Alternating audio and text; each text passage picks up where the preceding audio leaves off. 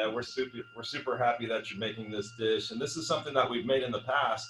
It's chilies and walnut, chilies and nogada, and this is really a traditional Mexican dish. It's really colorful. It's really great, for this time of year. So, tell us a little bit about the history of this dish, and really why it's so good, Lynn. Well, I picked this. I was trying to figure out what we should do for this first shoot, and I thought this is a dish that traditionally in Mexico they serve during the holidays. Right. First of all, it's a colorful dish, and it's got the red, the green, and the white, and that is the colors of the Mexican flag. So it's a patriotic dish, but it also has the colors of the holidays of Christmas. So I have this cookbook that I love. It's Frida Kahlo's cookbook of dishes they served, at her home with Diego. Oh yeah. And this was always on the table when for the Christmas holidays. So they would do a big spread, a big buffet, with all kinds of food. And this would usually take center stage. So it's a great dish, and it's good because you can make it ahead. So you can have everything done except the walnut sauce, and you're ready to go. So hopefully it'll spark people's interest to maybe serve something a little different. Yeah, no, that'll be so much fun. Before we get, Lynn, I want to tell the audience, you're welcome to ask questions. I'm the moderator on this thing, so I'll be monitoring any questions you may have for Lynn during this process, during the dish. So Lynn's going to be doing her thing. I'll be asking questions periodically. So if you have any questions, make sure that you ask, and then I'll get those to Lynn as soon as possible. And also, I want to tell you a little about Lynn. They have a cooking school out in beautiful Coeur d'Alene, Idaho. We used to work together quite a bit when I did the In La Cocina show, so that was a really fun show that we used to do. Cookwithus.com is their website. All right, with that being said, let's get going. What's in these ingredients here? Okay, I set everything out. The main ingredient, of course, is the poblano chili. And I was lucky I found these yesterday. I had to go to a couple of grocery stores to find these, but I found some beauties. They're perfect, they're big. And when you look for poblano chilies, especially if you're making a stuffed dish like a relleno or what we're doing today, you want a nice big straight one. Some of them, they're all twisted. It makes it a little harder. So these are beautiful chilies, and I'm going to show you how we prepare them. One thing that's kind of interesting, even though we're not using this chili in the dish, well, we kind of are, actually. This is an ancho chili. This is this chili dried.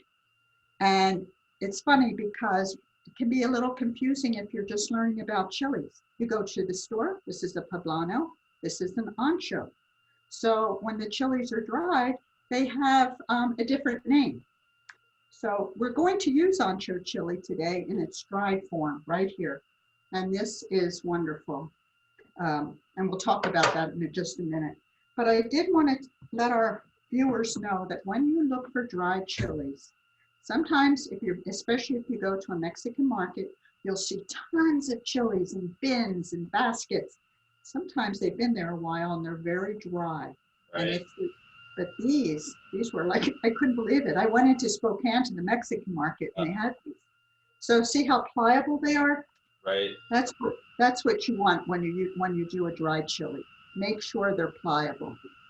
And those anchos, Lynn, they're pretty smoky, aren't they?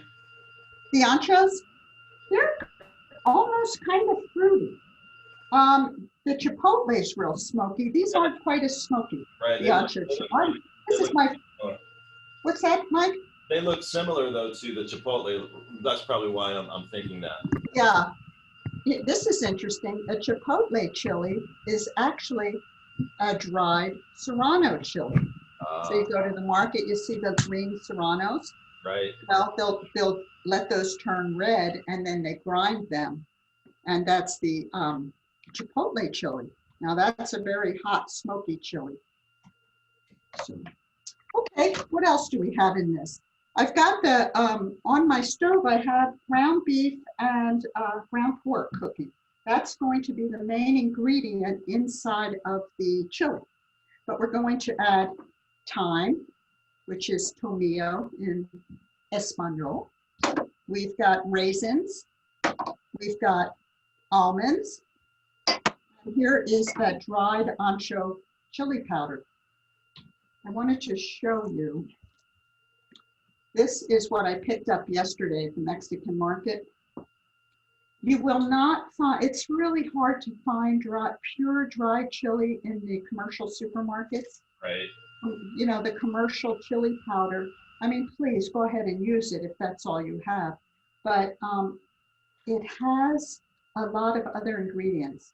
Sometimes they'll add garlic, sometimes they'll add cumin. So if you can find dried chili powder, be it ancho, be it pasilla chili, your dish will be amazing, just amazing. So this is how I bought it yesterday. I bought about 3 bags of this chili, and we're going to put that in our. Then we're going to use garlic, onions, and cinnamon sticks. So that's good.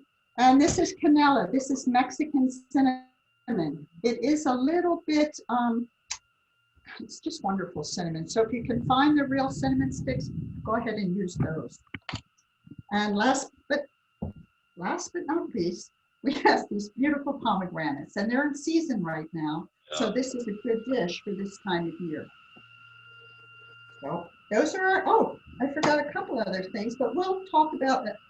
Oh, you had mentioned, Mike, that fruit is in this dish. Right. Apples, you can use apples, you could use pears. We're using peaches today because that's what I had. And so just feel free to use any fruit that'll give the dish a little bit of sweetness. So perfect. That is it. So I think what we should do is go over to the stove. I've got this beautiful, let's see, this ground pork and ground. My husband and I bought, this is funny, we bought half of a pork. So we've got organic, wonderful pork cooking here with ground beef.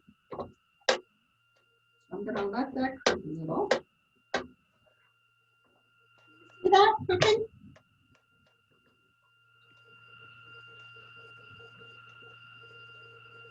Do you see that cooking? Yep, we see it really clearly. It looks good.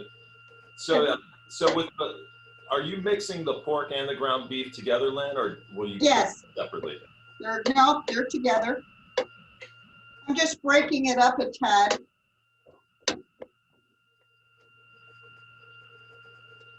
Yeah, just break it up. You want it kind of real, the consistency of the meat to be broken down quite a bit, because it is kind of like a stuffing. Right, exactly. To go inside, so just doing that. And while that's cooking, there was some fat that I previously drained off that. So if you are cooking your meat and you're seeing the fat at the bottom, make sure to drain that off, which I've already done. So, I do want to let people know, Lynn, if they're following along, I have pinned this recipe at the top of our Facebook page on Hispanic Food Network Facebook page. You could also find it on Lynn's website, cookwithus.com. Right. So you could go there and find it, but it is easy to find right at the top of the Hispanic Food Network Facebook page. Good. So I'm going to just cut up an onion here. Well, I should have cut in my knife a little. That's a big white onion. I prefer to use white onions when I'm cooking Mexican food. It has kind of a sharp taste to it, and it's not as sweet as, like, say, a Walla Walla or, you know, a yellow onion. White onion. So, our first question, Lynn. This one from Kathy, and she says, "What can you do to soften the dried chilies?" Oh, that's a really good question. You get hot water and you submerge them to rehydrate them. And it only takes, you let them soak for 15, 20 minutes. That's about it. So that's what you do. And if you guys have any questions, just keep shooting them at me and I'll get Lynn to answer them. So feel free. Yeah, I love working with the different chilies. And that's, you know, once you get a hang of that, your Mexican food is really brought up to an amazing level, you know. So I'm just chopping some onion I want to add to this, my mixture of ground beef. Going all over the place.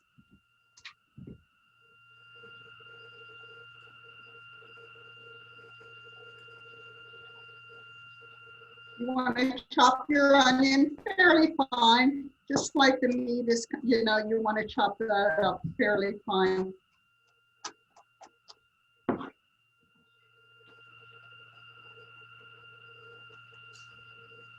think that looks pretty good. Gonna throw that right in that mixture. Not any little bits. That's gonna go in.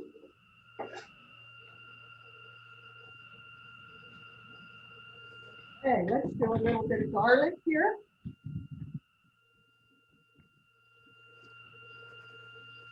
That's that.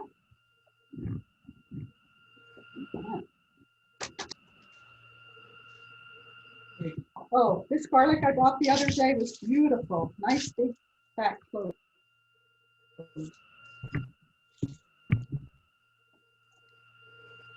I try and always use fresh garlic when I'm cooking, but you know, you don't have to. Yeah, I love garlic. Is there anything you look for in particular when you're looking for your cloves? Wait, what was that, Mike? Do you look for anything in particular I missed that. when you look for your cloves? I know a lot of times when I'm looking for garlic, you know, you look over the cloves and you know, you squeeze them a little bit. Right. I mean, is there a formula for picking them out, or is it sort of just intuition? No, I just feel them, and this garlic we bought, I forgot where we purchased it, but God, it's real nice, real nice. So I'm gonna do, I think, about 3 cloves because they're big. But you know, feel free to put as much garlic in as you like. Put those there.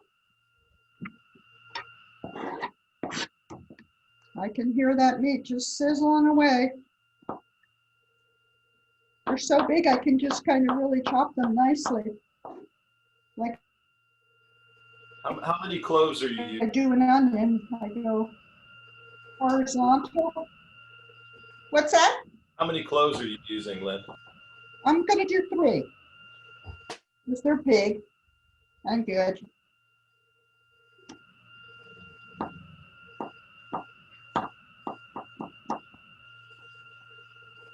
Oh boy, nice. Nice. I'll chop them up a little finer with my, right. So those go in nice. This is kind of the savory part of the dish. Nice. And at this point too, I'm going to add a little salt. This Okay. This is just the sea salt. Oh, smelling good already. Okay, excellent. And got just a tad here.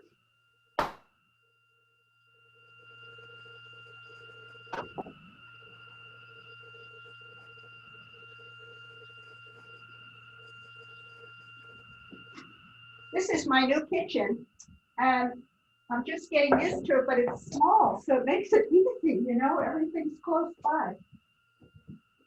All right, then we want to put in our Ancho chili powder. We're gonna do about a tablespoon. I'm just gonna put that right in.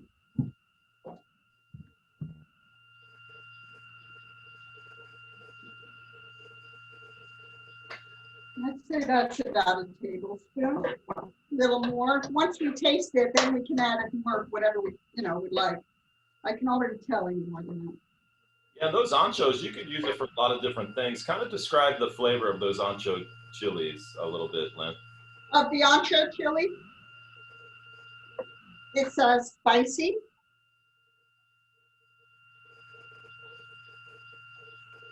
but not too spicy. Right. It's a deep, you know how cayenne right away in a cayenne pepper, the dry chilies have more of a slow burn. And I wouldn't even like to use the word burn, that might scare people, but just a slow heat.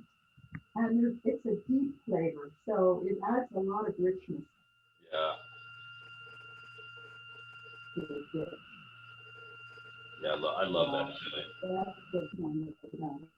So we've got our cinnamon right away, and that's it for this part of it. So thyme is my favorite herb. I love thyme. I'm going to break this even smaller, the cinnamon, so it really gets in there, that flavor. Oh.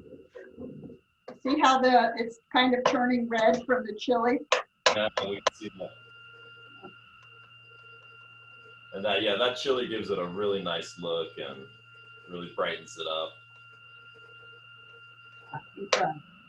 So keep chopping on it. Keep chopping.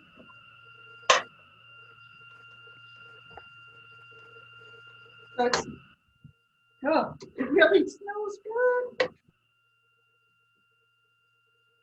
Well, let me say hi to some of the people that are with us, Lynn. We've got the flower. The cinnamon.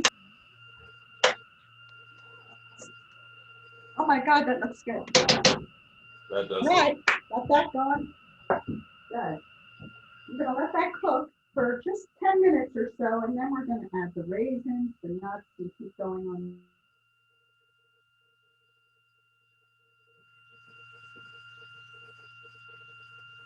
Yeah. Next step to our dish. Or did you want to talk to some of the poblano? Yeah, I'm just going to say hi, Lynn. I didn't want to stop you.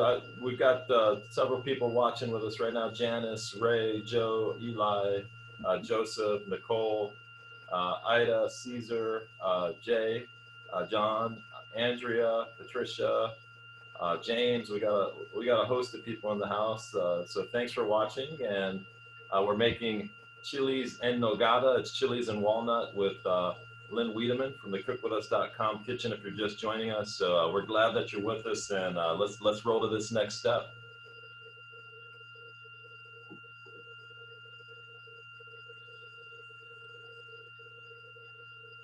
Hi, everybody. I want to thank you too for joining. So bear with me. Thanks. Anyway, this is the main ingredient of this dish. Poblanos. These are the poblanos I was telling you about.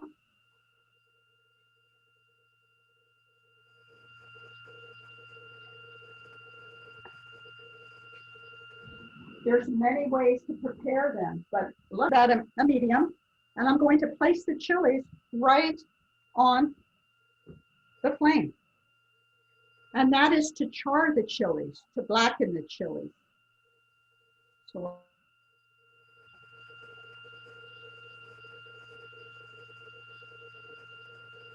we'll let those blacken. I've done a couple ahead, which I'll show you later. To do that, say you don't have a gas stove. Well, what are you going to do? You can broil them, put them under your broiler, and just turn them as they blacken.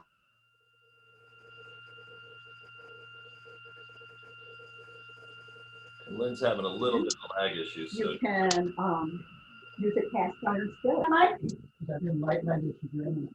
having a little bit of a lag issue, but we're rolling with the punches here. So you're good to go.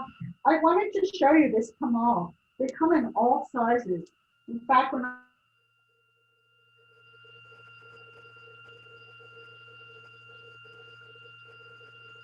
was at the Mexican market yesterday, they had a lot of them. I would suggest if you ever see one of these to pick them up. Just thin middle, but you can roast all kinds. You can put your garlic on here. You could put a poblano chili on here.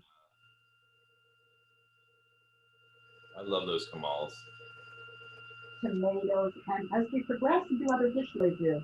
So if you don't have one, don't despair. Get out your cast iron skillet or use your broiler. So I can hear these things popping. Yeah.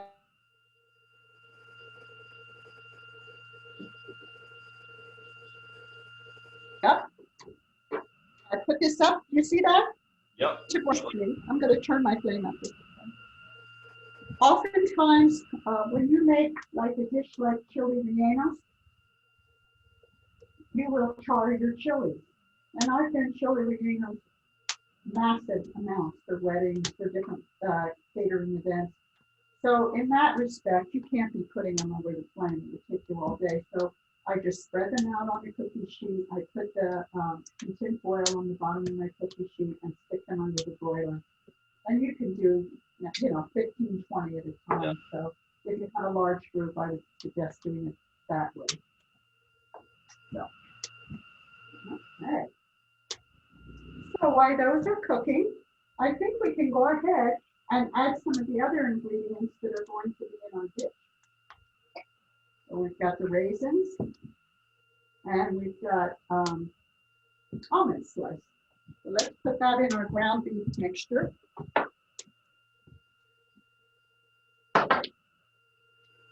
I can't wait to taste it to see how it's going. It looks good. We did have a question, Lynn. Where can you find a camal? I mean, you could probably order it on Amazon or another, online, obviously. But you're out in the Northwest in Coeur d'Alene, Spokane area. Are there places in your area to buy? Yesterday, if any of our guests are from Spokane, De Leon's has them, Michoacan has them. So you can go to the Mexican markets, but you can also order them online. Just maybe type in Mexican cookware or something. Yeah, they are really nice, and you can use them. I have so many of them in different sizes, so they're all good. Yeah, both those markets are really good in the Northwest. La Michoacan and De Leon's.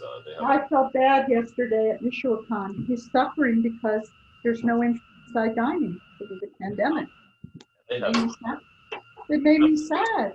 Yeah, La Michoacan, if you're ever in the Northwest, in the Spokane area, they have the best burritos. They're the biggest burritos. And then De Leon, they have some of the best food in the Northwest, too. Oh, they do. Yeah. Remember we did our cooking classes there, Mike? Oh, we knocked it out of the park. So many people attended, and Sergio, the owner, is always great. So if you haven't been to either of those, that was so fun. La Michoacan or De Leon, there's one in West Spokane Valley now, and also in the Spokane area. So just some really great stores. Yeah, it is, definitely. Oh, see how it's starting to look good? Okay, next ingredients, we're going to put in the peaches. I think that I don't want to just throw them in whole. I want to kind of chunk them up a bit. Yeah. And these are just canned peaches. And if anybody's interested, we've got this recipe pinned to the top of the Hispanic Food Network Facebook page.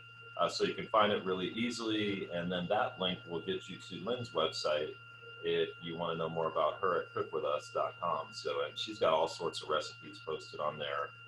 For years, you ran a cooking school in Mexico. Talk about that a little bit, Lynne, while, we're yeah. Well, that's in 2000, we ran our cooking school in a little town in Mexico, in the Baja, actually, called Puerto Santos. And we would do culinary adventures where we would bring folks down to immerse themselves in the culture and the food. And it was wonderful. We met people from all over the place. I just want to show you the teachers, how much I taught them up. So they're going in. And then in 2009, we had a fire and our cooking school burned down. So that was the end of that kind of that right. part of our life. But I was reading a newspaper, I think it was the Spokesman Review, and there was an article about you, Mike, just starting the Hispanic Food Network. Yeah. So I called you up and I said, we should join forces because, what was going on in our life, and we love Mexican food and Hispanic food. And that's how this all started. So, what they say, one door closes, another one opens. Yeah, no, and it did. It was wonderful. Here we are 10 years later, so it's been fun, and we both love food, so that's. Yeah. Yes, we both love food, and I think I'm getting wider and wider during this pandemic. I think everybody's gained a few pounds. You know, I'm fighting it. I'm fighting it. I'm fighting it. You know, I like to eat, but I also like to exercise. So it's I don't know what the balance is. I don't either, honestly. I don't either. I think everybody's fighting it. Even if you like to eat right and exercise, you can't help it. You're stuck inside, and I love to cook. And you know, Right. I've been trying to run a few more laps lately. I wish you could smell this. It smells so good. It's amazing. The only thing when you just have to remember to pull out the cinnamon sticks before you stuff. Amazing. In fact, I'm going to get a fork and just try it, see how it tastes. Good. And if anybody has any questions out there, please let us know. We've had a few questions so far, but Lynne's here to answer any questions that you have. And I'm monitoring the Facebook feed, so feel free to jump in here. That is so good. And I'm not kidding. I am going to add just a teeny bit more salt.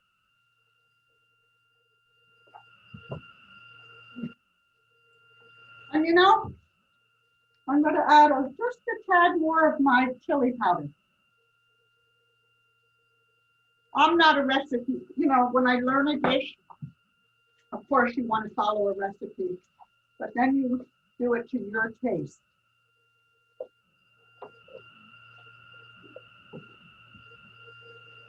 Yeah, after a while, you do things by eye. Yeah. You remember when we were doing our practice shoot and we made the tomatillo salsa? Right, yeah. That ended up being quite spicy, but so good. Do you like spicy food? What's your heat meter? Do you like spicy food, Lynne, or are you more of a moderate? Like spicy that just burns my tongue, no. You know what I learned when we used to cook a lot down in Mexico? We had a lot of our neighbors would come and we'd cook for them, and they don't like really hot. They want to add the hot at the table. That's why we do salsas and things and condiments. They want a savory dish, but they don't want it too hot. Right. And that's how I pick, I would say. Look at this. Can you see it? Oh yeah, that looks good. Doesn't it? It's really moist, really nicely moist. And, oh, I'm probably forgetting about the chilies. Well, they're nicely blackened, that's for sure. But that's okay. All right, I want to show you they're almost ready. Prepping the charred chilies. There's several ways to do it. I'm going to show you this way. Hold on.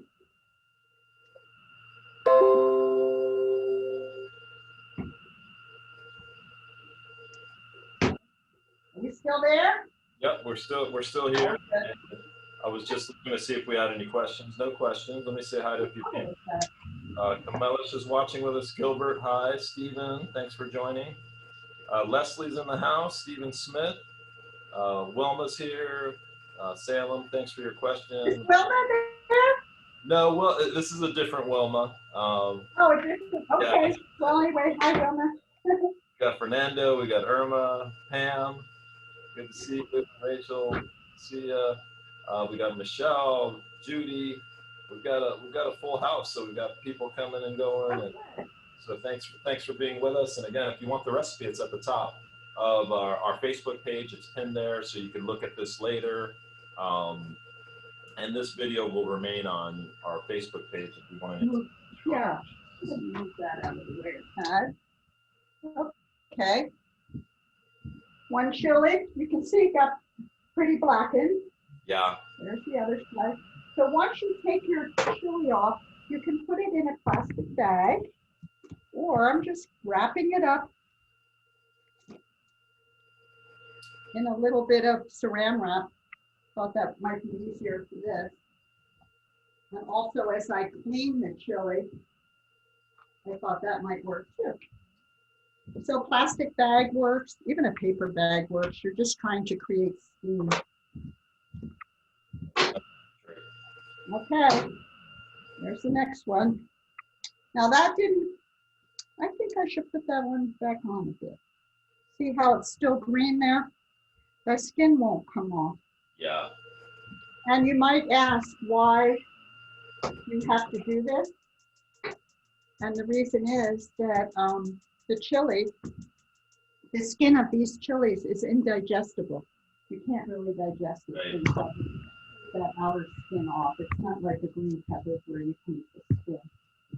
So we've got the chili, and you can see that it's just steaming in there. And this will, I let them steam for about, I don't know, 10 minutes max, really. It's all cheap. Okay.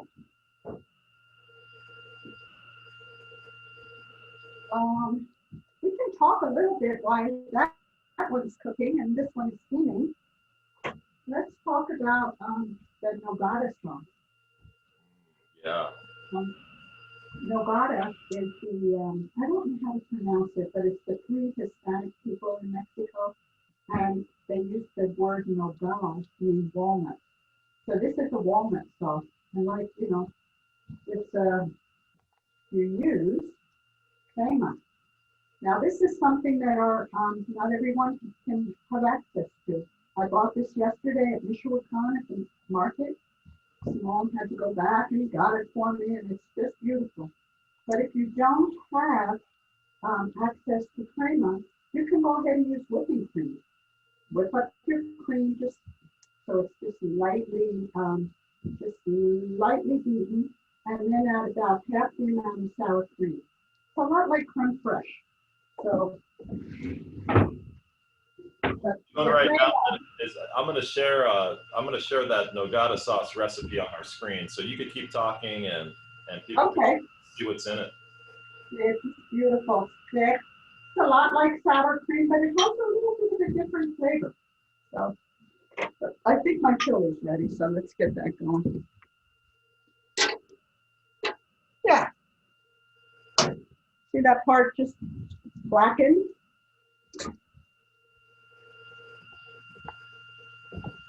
Is it all up? Yeah. All right, we got you. You're back live now, then. Okay. I got that second chili covered. So that one's steaming too. So anyway, so we're going to use the crema. This is how Simone gave it to me yesterday in this little container. And the recipe calls for 2 cups. We're using half the amount because I've only done 4 chilies. 1 for Frank, my husband, 1 for Dave, our camera guy, me, and 1 else. Another ingredient that goes into the walnut sauce is, this is piancillo. This is the raw sugar that most Mexican cooks use. Mike, are we still on with you? Yeah, I was just about to, once you finish that sentence, Dave, I was going to say, we see the stove, so. Okay. Doing okay? One thing that I forgot to put into the beef mixture that is the piancillo. The peaches do add a little sweetness, but we're going to sweeten it up just a tad more with the piancillo. Now, piancillo, like I said, is a raw sugar, and if you don't have access to this, just use a little bit of brown sugar. It's probably as close as you could get. And I do have a grater.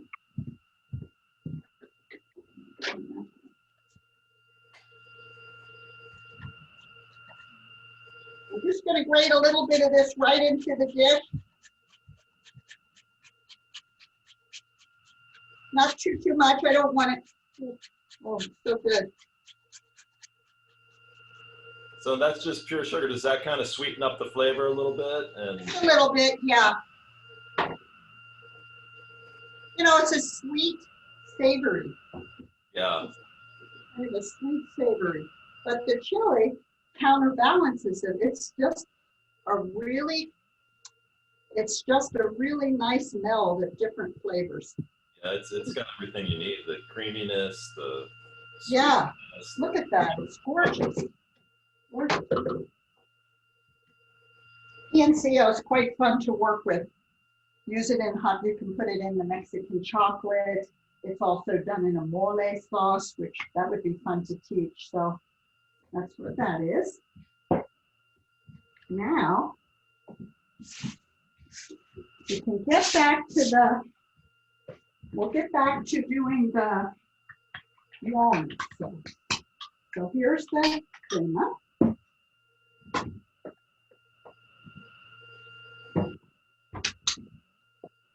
I have here a coffee grinder, and we're going to put the walnuts because you want the walnuts really, really fine. Well, that's a great idea.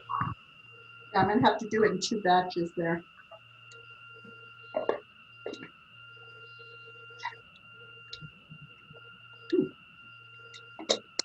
There we go.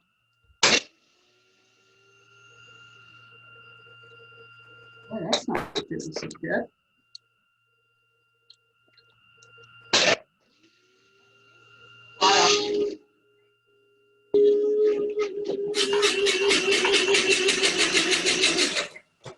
Probably going to break. Nope. Oh, that's perfect. In fact, I'll take the big chunks out and do another batch. Because you really do want those, look at that, those walnuts nice and fine. Just do a little bit more. And you know, I've hammered my walnuts with a hammer too, so.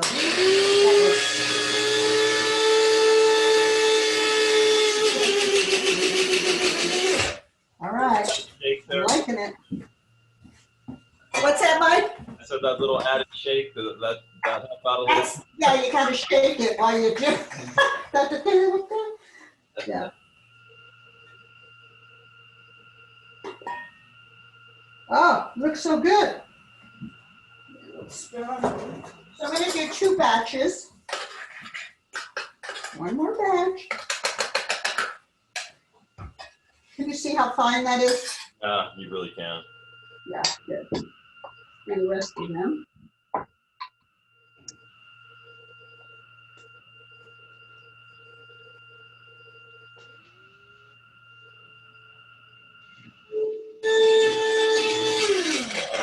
I gotta shake it a little. I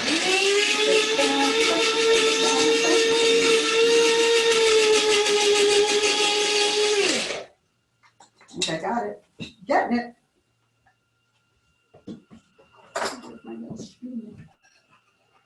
It's getting a little stuck in there. I have a lot of my kitchen supplies packed away because, like I said, we just moved to this house.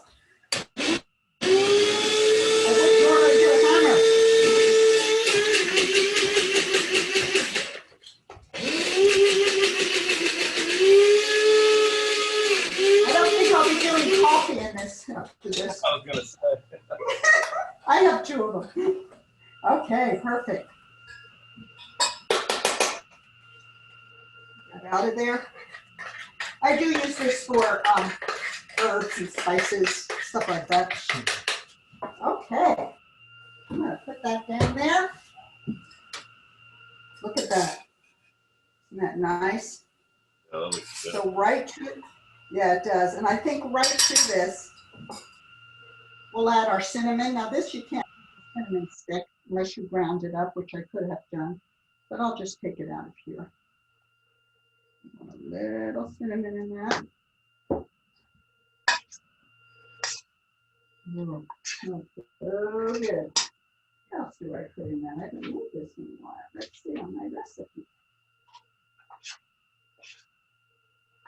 Just a little cinnamon and parsley. Cut up a little parsley here. I do have some that I've already chopped. Oh, and in my recipe, there's something I want to put in this that's not in the recipe, so you might want to make a note, and that is the brandy, if I can find it. Yes, there it is. Little brandy? I've never heard of it. Gotta have a little brandy. Okay, I'm gonna add all this to our mixture. Not a lot of brandy, but just to give it that. Yeah. Oh, that's good. How much brandy are we talking, Lynn? A shot? I'm not sure yet. Let's see. How much should we put in? I'd say about a tablespoon. So not too much, and the reality that's not going to get anybody buzzed or. Oh no, it's just going to add a little flavor, and actually, it's going to make it a little more moist. Look at that. Oh yeah. Can you see? Oh yeah. Really good. Nice. I have to try it.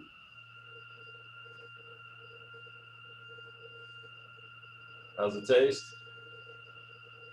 Could use a little more cinnamon. All right.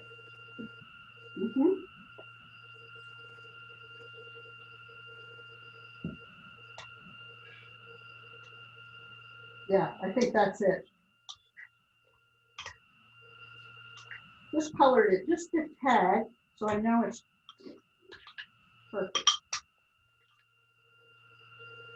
Oh. I think I'm gonna add a little more brandy too. Just another little tablespoon.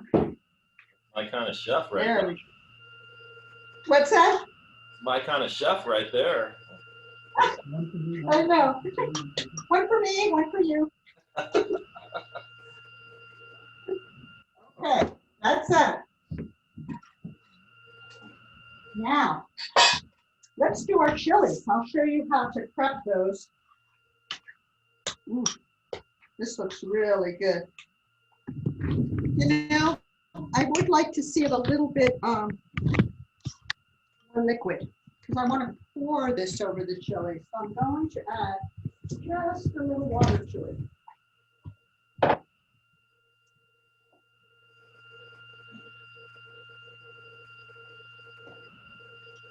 I just get a little water to it, not to flavor it at all, but just to give it a little bit of a more liquid consistency. Oh, that's perfect. See it? That is good. Okay, so we got that made. Down there. All right. And I need a cutting board for this. Let's use this one.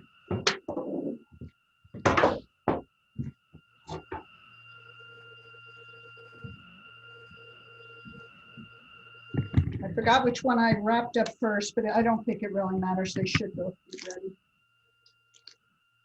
The reason I thought to do it in saran wrap for this shoot was I could put all the seeds and the skin right in there and then just throw it out without making too much of a mess.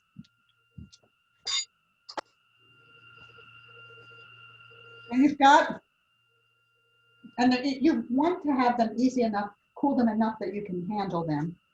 Right. And then I just take it back of the spoon and I just scrape it off. Let's keep it on this. Yeah. See how nicely that comes off? Yeah, that looks really good.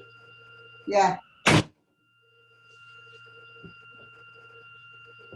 Some people like to run them under cold water or hot water. I prefer not to do that because I think it actually, you're washing away some of that flavor. Right. The charred flavor. So if you can, boy, this was just done perfectly because it's coming off so nice. So here's the chili, all peeled. Now, if you don't get every little piece off, that's okay. It's not, you know, just adds to the flavor. There you go. The tricky part is taking out the seeds and membranes, which I'll show you. with that type of chili, how hot are the seeds, Lynn? Poblano chilies aren't that hot. You know, there's this Scoville scale. It's called the Scoville scale, and it measures the heat of chilies. Poblano chilies are way down there. They're not, they may be the least hot chili. Yeah, I love we always have these prepped in our refrigerator. I cut them up, we put them in scrambled eggs. The other day I did a breakfast for Frank and I, and we did these wonderful scrambled eggs that were stuffed inside the chili. Delicious, really good. So take a sharp knife. The seeds are at the top of the chili. There's like a little ball of seeds. So take your knife and make a cut down the lengthwise. And then with your fingers, you're going to feel those seeds. So go right underneath in the opposite direction. You're kind of making a cross. Right. I open it up. And then you can see the seeds. I don't know if you're able to see that or not. On the Zoom, we can't quite see it, but you're giving a really good explanation, though. Yeah, so you're going to have that little bit of a seed pod at the top, and take your knife and just cut it away. Cut it away, and you don't want to cut through the bottom of your chili, of course. Sometimes they're a little tough to get, but you can, because they're attached to the chili with the membrane. Just cut that out. There it goes. It's like a little pod of seeds. So you want to get that out. And then you open it up. And I'm just going to use my spoon that I used before to get the rest of the seeds out. And the membrane. And you don't have to be a fanatic, honestly, with these chilies. Right. If this were maybe one of the hotter chilies, a habanero or something, you'd want to get all those seeds out. They would kill you. Yeah, you'd light your chest up. And we've got people coming in and out, so I wanted to let everybody know what we're making, because we've had a few questions as people enter into the Zoom. Okay. The Facebook we're making. I'd say now, yep, I'd say that chili looks good. I do see a little crack in the back, but that's okay. It's not going to hurt anything. All righty, get rid of that. Now let's do the other one.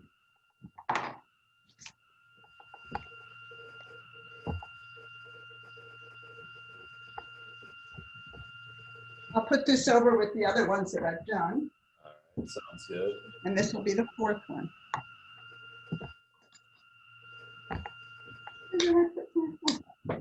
And if anybody wants this recipe, we've got it at the top of our Facebook page. Just to let everybody know, at Hispanic Food Network, I've pinned it to the top of this. So if you're just joining us, we're making the chilies in Nogada with Lynne Wiedemann from cookwithus.com. You can find out more about them at cookwithus.com.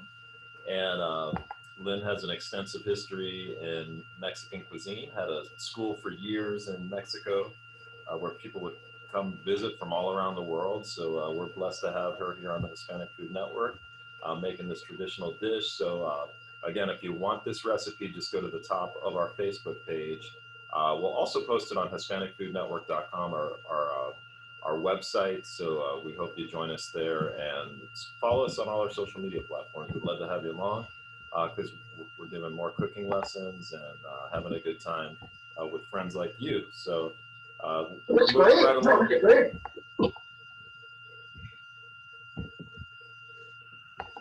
Okay. Site, so we hope you join us there and follow us on all. Are we there? He's got some audio issues. Oh, okay.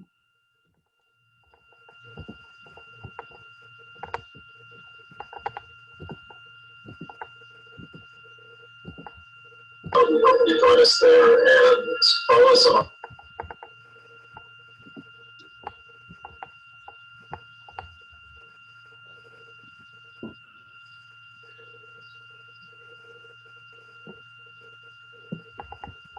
Oh, that one came out good.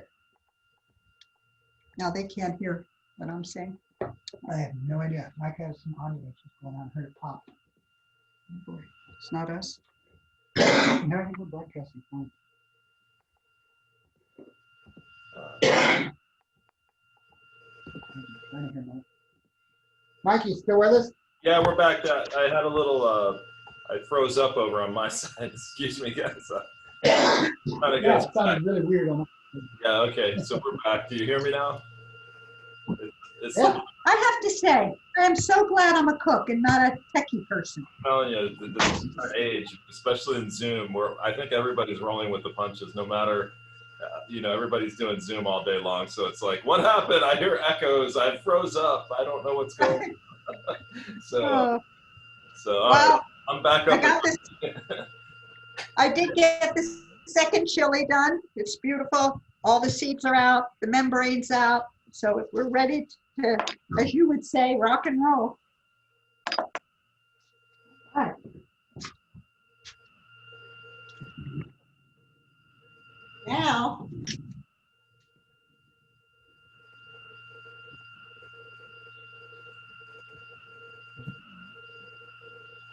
Now we're going to do the last component of this dish.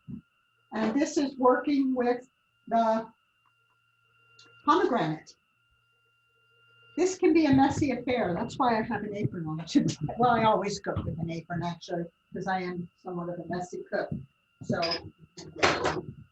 Okay, Lynne. let me show you how there's many ways. What's a pomegranate before we go any further? A lot of people may not have any idea where they come from and kind of what they are. That is, I don't really know. I know we used to have a pomegranate tree down in Mexico in our yard, Wow. So I know they grow in the southern part of the country, of the world. Yeah. That's all I know about a pomegranate. Good. Maybe someone else. That's all we gotta know. I love them though. Yeah. So there's quite a few different ways of working with a pomegranate, getting the seeds out. So I'm going to show you the way I do it. And, if you have a better way, my son-in-law showed me a way that was very interesting. But I don't know exactly how to do it. So I'll do it my way. But he did cut around the top of it. And it was so amazing how he did it. But this is the way I've always done. So I cut the pomegranate in half. These are nice and ripe. And like I said, right now, pomegranates are in season up here. Look at that. It's just dripping that gorgeous juice. Oh, yeah. Okay, here's what I do. My mallet is packed away, so we're going to use the back of this lime squeezer, something heavy. You have a real heavy spoon or whatever. Oh, one other thing I wanted to say. With pomegranates, actually with anything that you buy from the grocery store, be it the chilies, make sure that you wash them before you work with them. And that's what I have done. These pomegranates have been washed because, with the germ and everything else, you want to make sure that your food is clean. So, and your hands, of course. So hold your pomegranate with your fingers out and then just I bang on it.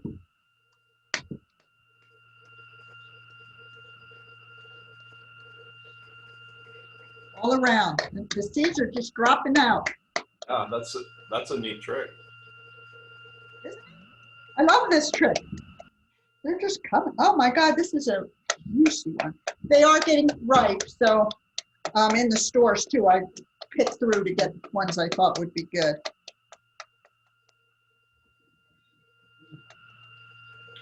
There's still quite a bit in there. You can find pomegranates, basically anywhere, right, Lynne? Or do you have to go to a special store to find them? No, I got these, I believe it's Safeway or one of, any of the stores. Right. Well, actually Albertsons yesterday. Okay, so I got most of the seeds out of there. Is that the right count? See? And if you get a little bit of the pith, the white part, that could be a little bitter, so just pull it out. Look at all those seeds we got. Wow. No, I'm going to do the other one too while we're doing it.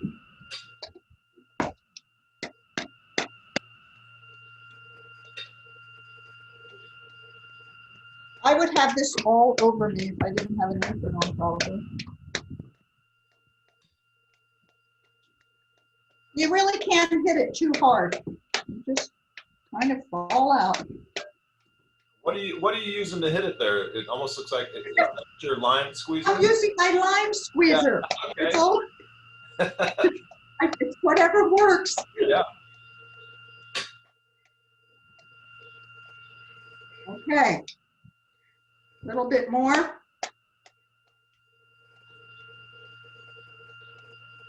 There we go. That's good. See how most of the seeds came out? Oh, yeah. Yeah. Just have a towel nearby. It can be messy. All right. I'm just going to pick out a little bit of the pith or the white, the white membrane that comes out too. Not too much came out though, so that's nice. Just a little bit. Looks good. They're beautiful. Ruby red. Okay. Now we're going to pull this whole dish together. I'm going to take my chili.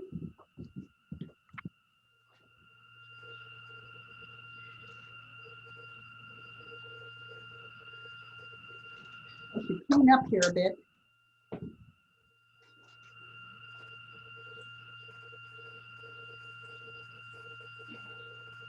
So here's our 4 chilies we're going to stuff with our filling.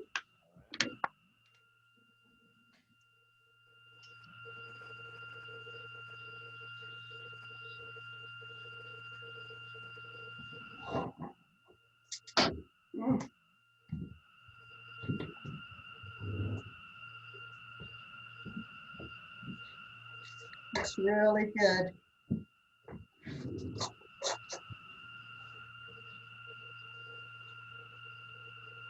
There it is. Oh yeah, that looks so good. Doesn't it? I have, if you look at the picture, I think it's on your website and mine also, of this dish. After I stuffed the chili, I put it in a batter, the same batter you would use for chili rellenos. Right. That's not the traditional way. The traditional way is just to leave it green like this. But they really are good if you, prefer to put them in a batter and fry them. That's also. Oh, yeah. But first, you're going to learn how to do that. So sometime we'll do a course maybe in making chili rellenos. I love chili rellenos, and you make them so good. Oh, there's some tricks to that one too. Okay. So we're going to take a nice spoon and we're going to just stuff each chili. Now, like I said, this can be done ahead. You can have all this done even a day before you have guests or, you want to serve them. And then you just pop them in your oven. I like to really fill them. Just like that. One.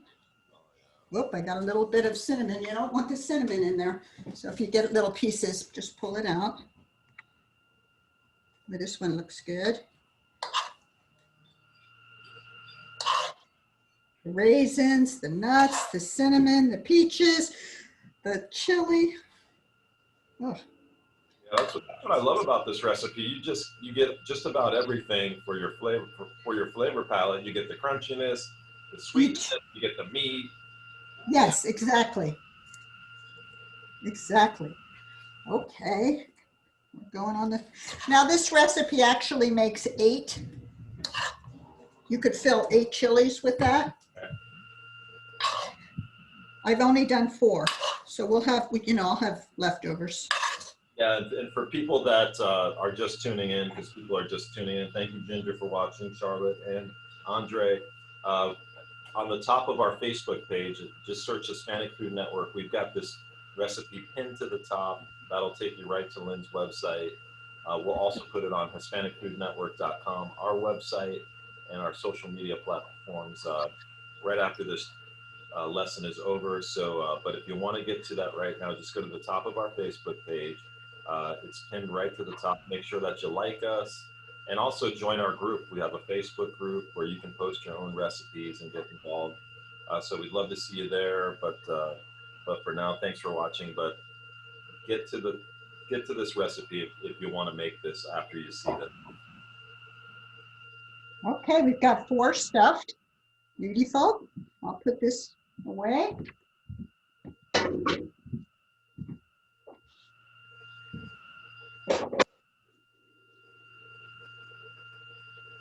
We're going to plate this up. I'm going to show you what it looks like.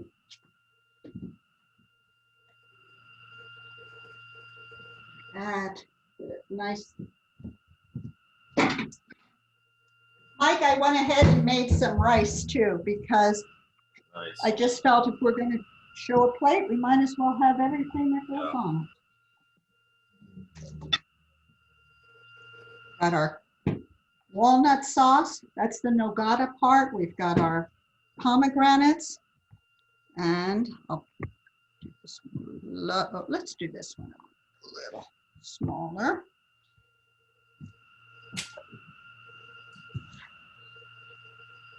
Now,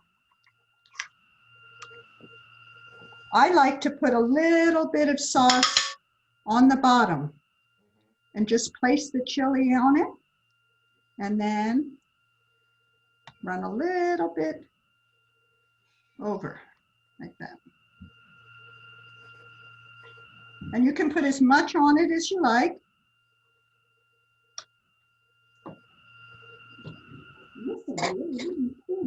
And then, Oh yeah, those are making my mouth water right now.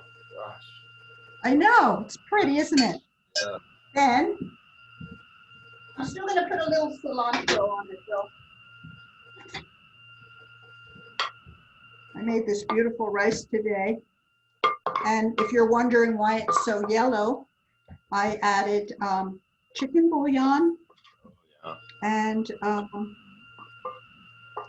why can't I think of my herb that I use? It'll come to me. Hold one sec. And then a little rice on the side. That looking good. Okay, turmeric. That's what I meant.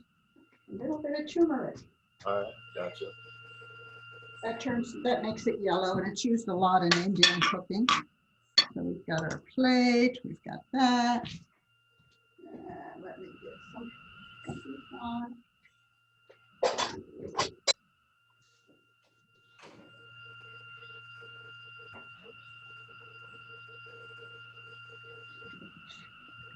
This is only a little black from the chilies. I want to do a little.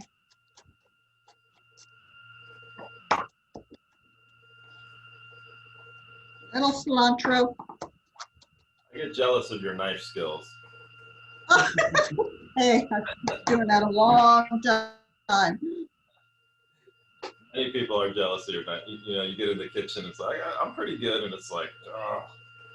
Then I see you do it. And she has all her fingers. Oh yes, Dave said, and I have all my fingers. That's true. Yeah. All right. So that is our dish. The chilies in Nogada. Really good. That looks so good. Now, I might have to take it back. Yeah, I mean, that's a little time. What would you say time-wise, you know, from start to finish? I mean, obviously you're an expert. Well, we started an hour ago. I had the meat cooking a little bit already. Maybe an hour. Yeah, so an hour. Maybe longer if you're just learning, you know, just, I'm gonna take a bite of this. Oh, just that because. So I'm going to make sure my bite, I get everything in it. The chili, cut that chili. Oh, that looks Hold on. I'm not used to you not being here eating it.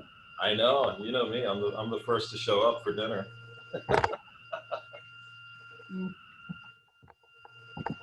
It really is so good.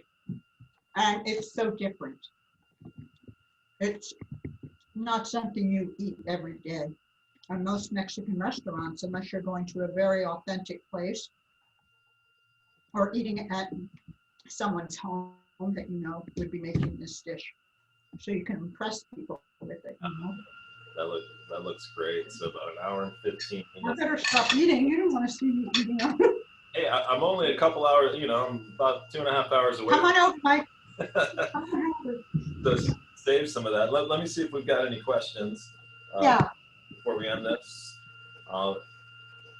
Didn't have too many questions today, but seems like people were just really enjoying the dish. Let me say hi to a few folks. Salem's been great. Thanks for interacting with us, Tiffany. Annie's been watching. Chrisana, Nicole, Corey, Alice, Sylvia, Nikki, Rigo, Ginger, Charlotte. Andre has been in the house. Jeff, Peggy, Green, Olga Fernandez, Maggie, Selena, Adrian Corral. Thank you guys for watching. Rose, Pauline, Miller Melody, Anita. We've had a full house. Jared Carter, Sue Brandau. A lot of people watching today. We appreciate it. That is so nice. I really appreciate everybody watching. And like I said, there's a first time for everything, the Zoom thing, but it's not the first time for cooking Mexican food. So I hope you enjoyed it. Yeah, you know, I enjoyed it, and I always enjoy being with you. Before we end this, Lynn, talk a little bit about it. If people are you still doing catering? Are you still doing lessons? And if people do want to get a hold of you, maybe for some consulting or anything, best way. Yeah, I still do lessons of groups of 8, where you can social distance. The catering is pretty non-existent right now. Right. Yeah. Just pandemic. Canceled, so that's kind of you know, that'll be a while to come back. Yeah. And that goes. Yeah. So that, you know, this online thing, as I learn, I think this will be great, Mike. Yeah, this is the way. This is the way of the future. And if you guys want to get a hold of Lynne, she's at cookwithus.com. And I've said it a few times on this Zoom. If you want this recipe and a link back to her website, just go to the top of our Facebook page here at Hispanic Food Network. I've pinned this recipe so you guys can check it out, try to make it for yourselves. You know, if you've got questions, email Lynne on the recipe. She's always happy to answer your questions. Well, I had a great time. I do want to send a big shout out to Dave Chamberlain, who helped us on this. Yep. He's doing a great job and you know, really got those multiple angles. And don't forget my man behind the scenes. I was just mention that there's some guy named Frank Wiedemann too that wanted to thank. Yeah. So this is a lot of fun, and Lynne, I hope you'll join us for future recipes because this was great. Yeah, you know, Mike, if you can get any feedback or myself of something people would like to learn, I'd be happy to see if we could do that for them. There's so many wonderful soups we could go through, and the different chili dishes and moles and enchiladas. So the sky's the limit, really. No, it's going to be fun. So hopefully this will be the first of many. Well, on behalf of Lynne Wiedemann and the crew, thank you. And Lynne, can't wait to see you next time here on the Hispanic Food Network. Thanks a lot. Thank you. Bye. Easy.